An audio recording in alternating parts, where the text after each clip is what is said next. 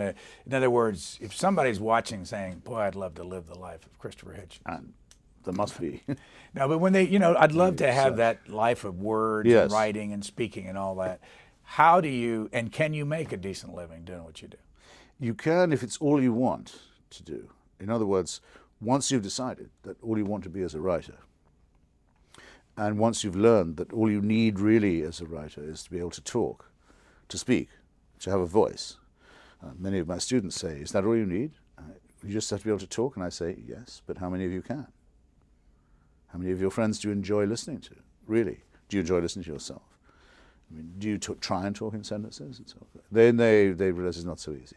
But once you've discovered the joy of that, or in my case, just the fact that I knew was all I could do and never wanted to do, it doesn't matter. I didn't mind when I first came on your show. I made a few $100 out of it.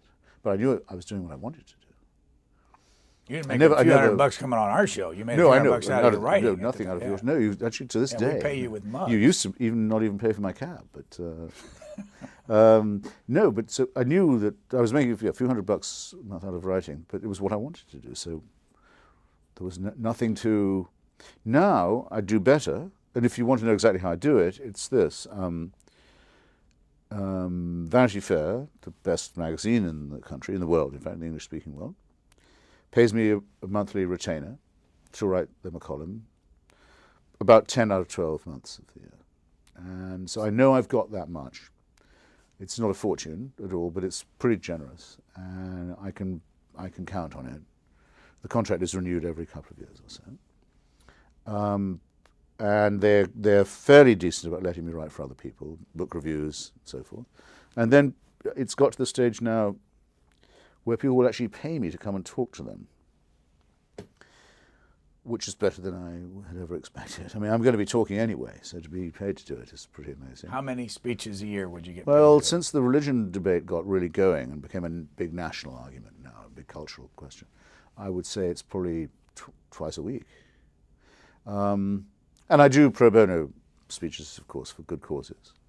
The liberation of Iraq, for example, I spent a lot of time arguing in public in favor of the overthrow of Saddam Hussein. Didn't get paid for that. This book, if there were 300 and some thousand copies of this, and you pick up $2-3 a copy, that's pretty good money. I mean, is that? And then some of my books have done okay, but I used to be box office poison for publishers. I mean, I wrote some books that I was quite proud of, but George Orwell was one I remember, and it didn't really sell at all except among Orwell fans. This one right and here. then yes, thank you. I actually found this on the remainder table. I'm sorry to tell you that. As long as it doesn't have an inscription from me inside saying, no, it does not. Saying to Angela with undying love or something. I mean, well, I hate it when that happens. What about your book? I'm sure that it causes controversy when you go on Mother Teresa. Did that sell? Oh, that sells a lot, especially at Christmas time.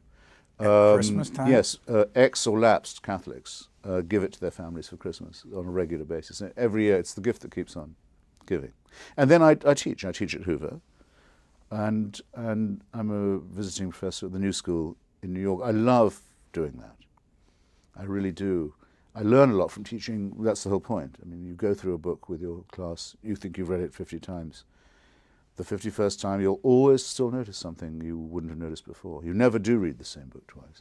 It helps you to write, helps you to think. Does your wife work? I wish it paid more. Teaching was better paid than it was, because order that I didn't have 3 children, because I'd love to spend more time teaching and less time just feeding the beast. Does your wife work?